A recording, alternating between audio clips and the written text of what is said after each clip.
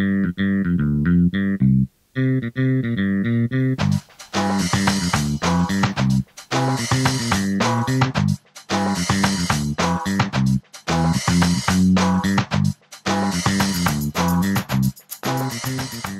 Williams dwi, un o'r darlithwyr adran y cyfryngau yn Academi Abertawe yma ym Prifysgol Abertawe.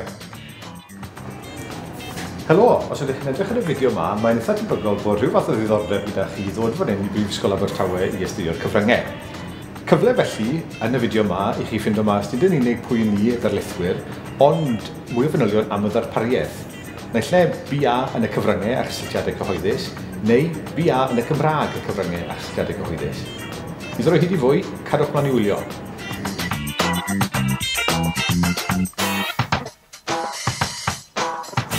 Ddewch chi yma i Prifysgol Abertawe astudio'r cyrsiau hyn, fe gewch chi gyfuniad o fodiwlau academaidd ac ymarferol.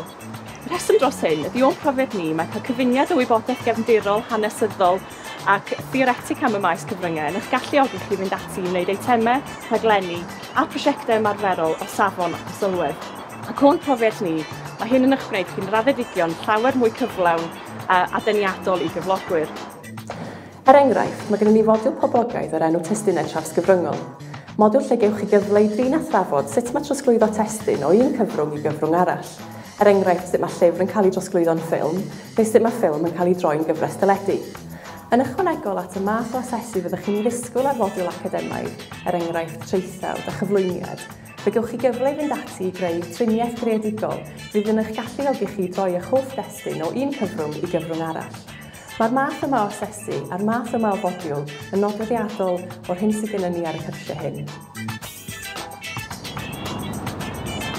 O fewn yn darpariaeth, ni'n defnyddio amrywiaeth o ddulliau asesu, a hynny mwyn eich datblygu chi fel unigolion, i fanteisio'r eich cryfderau chi, ond i weithio gyda chi ar yr agweddau hynny sydd angen i gwella. Mae'r modiwlau ymarferol ni'n cynnig fel rhan yn darpariaeth yn cynyddu o ran y sgiliau o flwyddyn 1 i flwyddyn 3. Yn y flwyddyn gyntaf, chi'n cael sgiliau sylfaenol, yn yr ail i'n adeiladu ar y sgiliau hynny, ac erbyn y drydedd flwyddyn, chi'n barod i gynnig prosiect i pitio i ddiwydiant.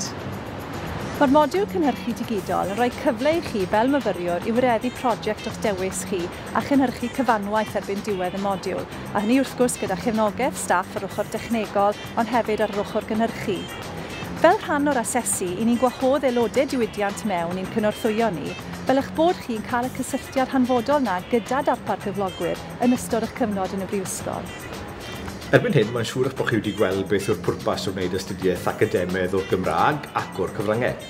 Y cwestiwn felly yw pam ddylech chi wneud astudiaeth academaidd o gysylltiadau cyhoeddus? Y gwirionedd yw, mae cyflogwyr yn chwilio am bobl gyda'r sgiliau a fyddai gyda chi ar ôl gwneud astudiaeth o'r cwrs. Beth felly yw sgiliau hynny?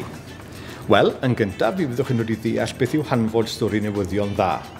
Beth yw'r elfennau hynny sydd yn gwneud stori'n ddeniadol i newyddiadurwyr, a beth allwch chi fel cyfathrebwr wneud i wneud i hyd yn oed yn fwy deniadol ac yn gymhellol iddyn nhw. Yn ail, mi fyddwch chi'n dod i ddeall beth yw hanfod cyfathrebu da, popeth o farchnata i hysbysebu i gyfathrebu digidol. Yn drydydd, fe gewch ddealltwriaeth gyflawn o gyfathrebu corfforaethol. Popeth o ddeall fel i warchod enw da cwmni, i ddatblygu adroddiad blynyddol, i ysgrifennu datganiadau i'r wasg. Yn fras, y fath o sgiliau mae cyflogwyr i angen mewn pobl fel chi.